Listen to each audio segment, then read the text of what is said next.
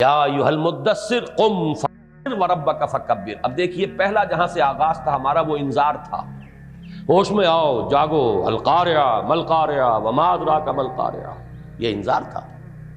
اور دوسرا وربک فکبر، اب یہ تکبیر رب ہے، رب کی بڑائی بالفعل قائم کی جائے، پہلے اس کا چرچا کیا جائے، اعلان کیا جائے، غلغلہ بلند کیا جائے، اور پھر کشمکش کرتے ہوئے جو بھی خدائی کے دعوے دار بن کر بیٹھے ہوئے ہیں ان سے پنجہ آزمائی کر کے، اور اللہ کے کلمے کی سربلندی، اللہ کے دین کا غلبہ، اس کو اسٹیبلش ہے، یہ تکبیر رب ہے۔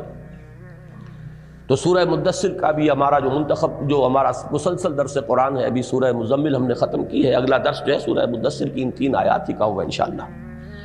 اقبال کے 2 اشعار اس میں بہت خوب ہیں۔ یا وسعت افلاک میں تکبیر مسلسل، یا خاک کی آغوش میں تسبیح و مناجات، سبحان اللہ سبحان اللہ سبحان اللہ، 1000 دانے کی تسبیح لے کر بیٹھے ہوئے ہیں، اور الحمدللہ الحمدللہ الحمدللہ یہ ہو رہا ہے، لیکن باطل کے غلبے سے کوئی فکر نہیں، کوئی تشویش ہی نہیں، کوئی چنتا ہی نہیں۔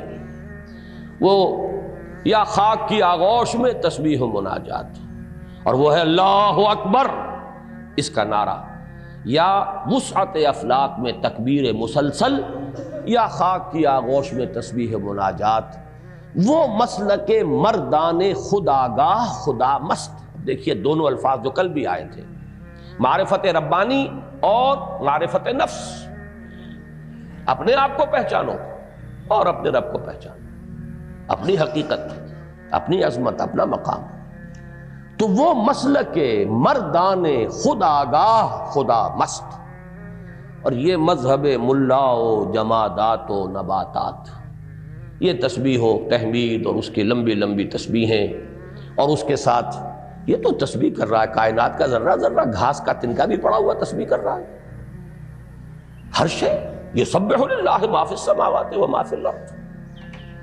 انسان سے تو کچھ اور درکار تھا، فرشتوں نے بھی یہی کہا تھا نحن نسبح بحمدک ونقدس لک، پروردگار ہمارے سمجھ میں نہیں آ رہا کمی کون سی ہے، تسبیح و تحمید و تقدیس میں لگے ہوئے ہم، کس لیے یہ خلافت اور کس لیے آدم کی تخلیق؟ تو معلوم ہوا انسان سے کچھ اور درکار ہے، کچھ اور مطلوب ہے۔ وہ جو اقبال کے شعر ہیں شاید پوری طرح اس وقت مجھے مستحضر نہ ہو، کہ مقام بندگی دیگر مقام عاشقی دیگر، یہ مقام بندگی صرف انسان سے درکار نہیں، مقام عاشقی درکار ہے۔ بندگی تو کائنات کا ذرہ ذرہ کر ہی رہا ہے، انسان کے بھی سلوک میں پہلا مرحلہ ہے بندگی، اس سے آگے تو عاشقی ہے۔ عاشقی کیا ہے؟ ز نوری سجدہ می خواہی، ز خاکی بے شذا خواہی۔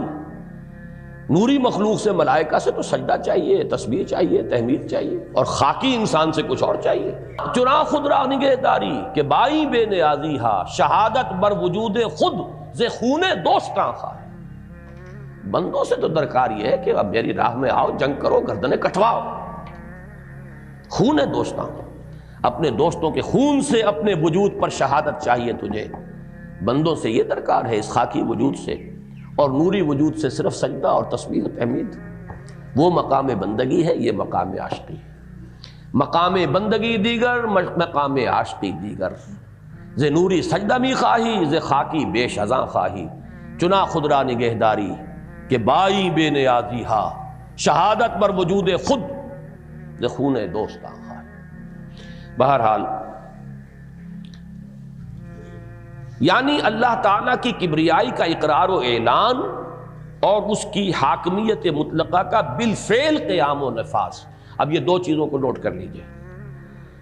تکبیر جب ہم کرتے ہیں، اللہ اکبر کہتے ہیں، تو ایک طرف اقرار و اعلان ہو گیا، ہم نے مانا اللہ سب سے بڑا ہے، ہم نے اعلان کر دیا اللہ سب سے بڑا ہے۔